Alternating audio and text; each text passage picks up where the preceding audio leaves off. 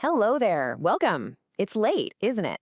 The world outside has finally gotten quiet, but this is so often the exact moment our own minds decide to get really, really loud.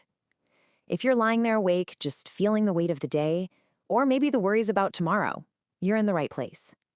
Together, we're going to explore how to find a deep and truly restful peace, right here, right now, in the stillness.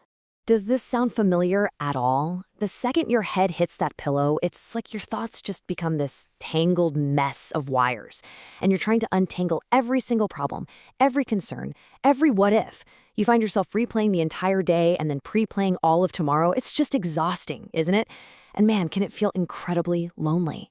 But what if this quiet time wasn't something to dread, you know? What if, instead of being this empty space where anxiety just seems to grow, the silence of the night is actually an invitation to find a totally different kind of peace, one that doesn't depend on us having all the answers figured out.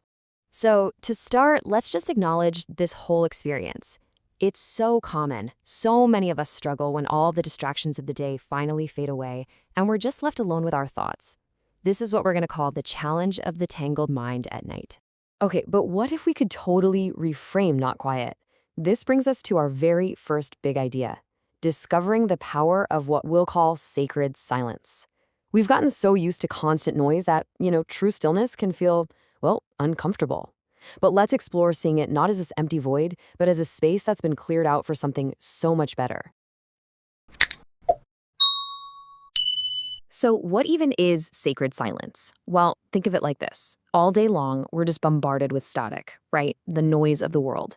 Sacred silence is that moment when we can finally tune all that static out. And it's in these moments that we can start to hear a different frequency, a voice of comfort and calm that just gets drowned out during the busy day.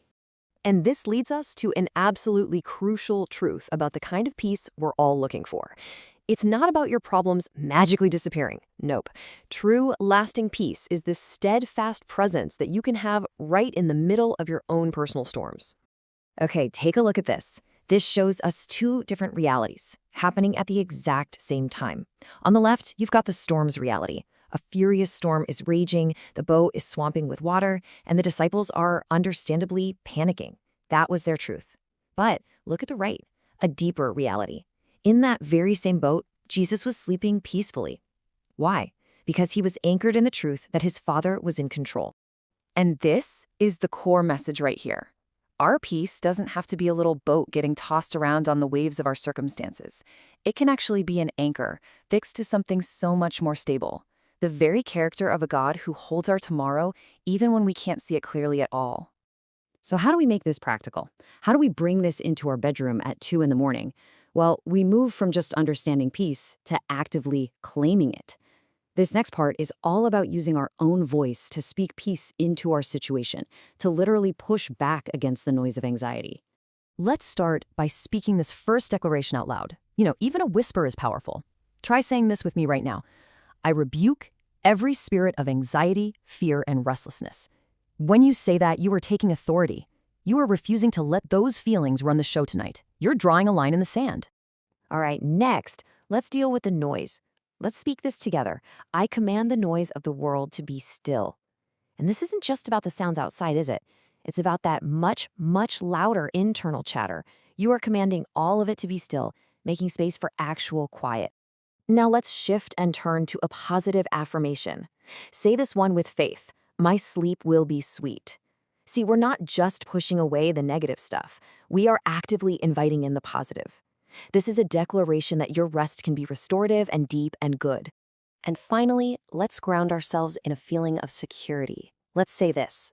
I rest securely in the Good Shepherd's hand. This statement goes right to the core of anxiety, that feeling of being unsafe.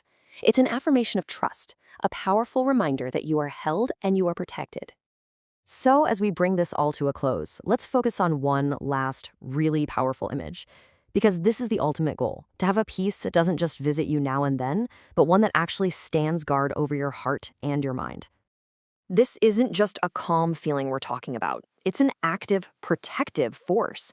Just imagine a sentry, a loyal guard, standing at the gate of your heart, preventing worry and fear from even getting in. That is the kind of complete, unbroken peace that is available to us when we fix our minds on a higher truth. So, as you settle in tonight, I'm just going to leave you with this one question. It brings everything we've talked about right back to that story of the storm. The disciples were terrified by what the storm held. Jesus was at peace because he knew who held him. So the real question isn't what tomorrow holds, but tonight, as you close your eyes, who holds your tomorrow?